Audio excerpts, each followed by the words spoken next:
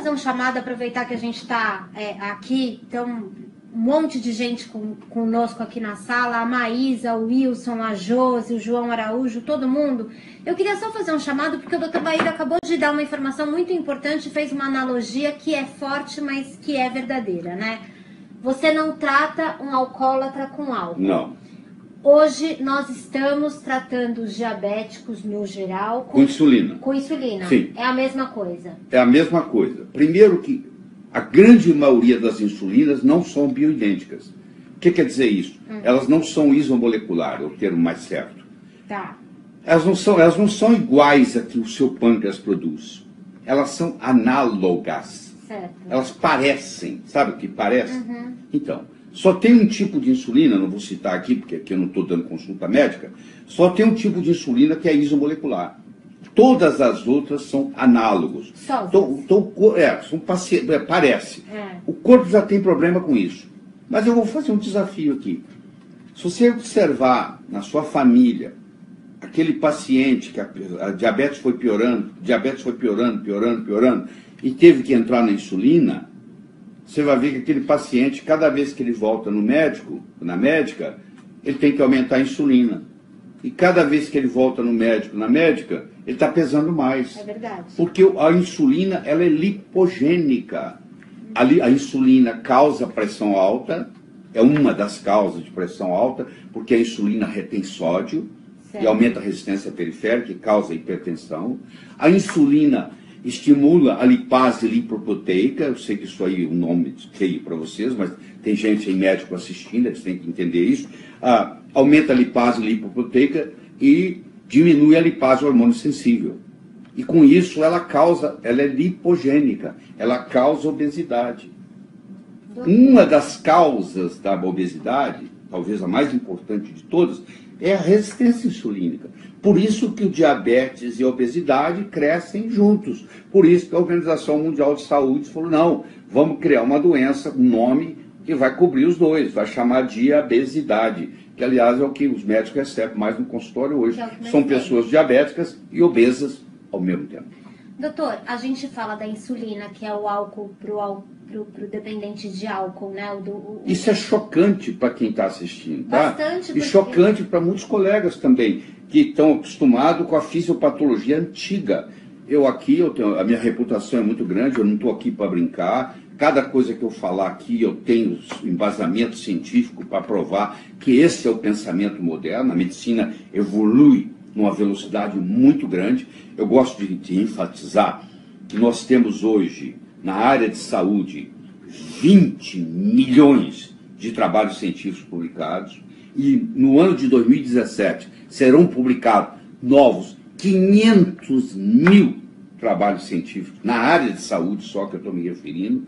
É muito difícil para o médico se manter atualizado. As novidades estão chegando aí, e a conversa do médico é que isso não é científico, mas ele não parou para estudar.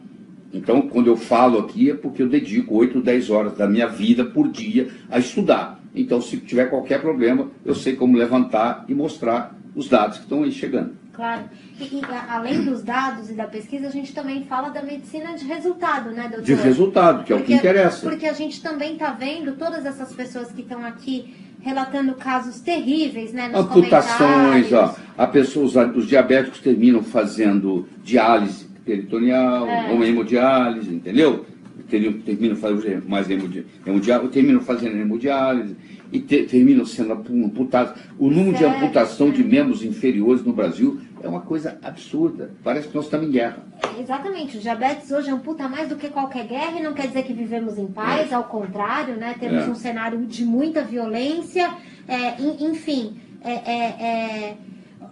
O que eu queria dizer é que, além do tratamento errôneo, né, que é a insulina complicando a situação do diabético, a gente também tem muito ou quase nada orientação nutricional, né, doutor? É outro problema, porque nós na faculdade de medicina, e os colegas que estão me assistindo vão ter que concordar, nós temos a média de 6, 8 horas de aula de nutrição. Durante a graduação toda. Durante a graduação toda. E assim mesmo são fórmulas pediátricas. Se a gente não faz pediatria, não ajudou praticamente nada. Então a gente sai da faculdade de medicina com um conceito de que nós temos que usar drogas. Por isso que já chama drogas, não é à toa.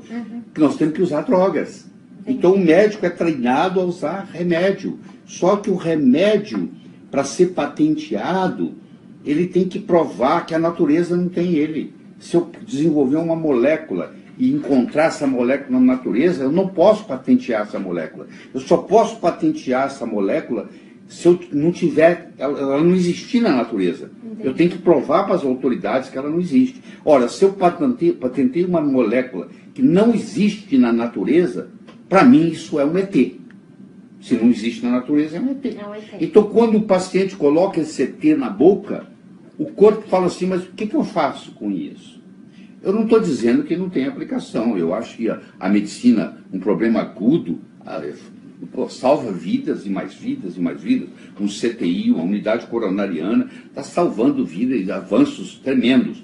Uma cirurgia certa na hora certa salva a vida. Mas o modelo da medicina crônica está obsoleto. Tem que haver uma mudança, porque senão não vai ter dinheiro do governo para manter isso aí.